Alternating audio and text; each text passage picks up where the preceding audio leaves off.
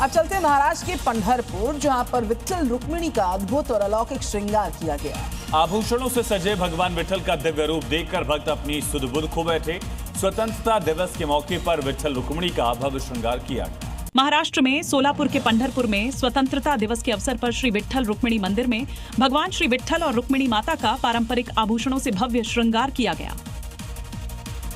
श्री विट्ठल को सोने का मुकुट, कौस्तुभ मणि, हीरे का कंगन, नामनीला, दंडपित्या की जोड़ी, बड़ा मोती तुरा, मोतियों के हार, मारवाड़ी मोतियों का हार, छोटा बड़ा सिर का हार और तुलसी हार पहनाया गया।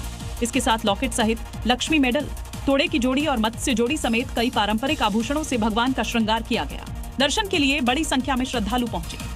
और सरकारी अधिकारियों का रुतबा तो गाहे बगाहे चर्चा में आता ही रहता है। हम आपको अब यूपी के कानपुर में एक बड़े साहब के ड्राइवर की बाबूगिरी आइए दिखाते हैं, जहां पर साहब की सुरक्षा में तैनात पुलिस वाले से ड्राइवर ने अपने पांव दबवा दिए।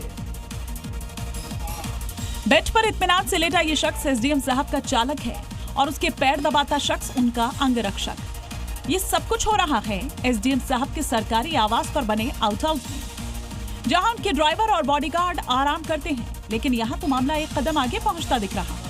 चालक बेड पर लेटा है और वर्दी पहने बॉडीगार्ड पैर दबाने में जुटे हुए हैं। पास पे दूसरा बॉडीगार्ड बैठा है और कहानी किस्से का दौर भी चल रहा है।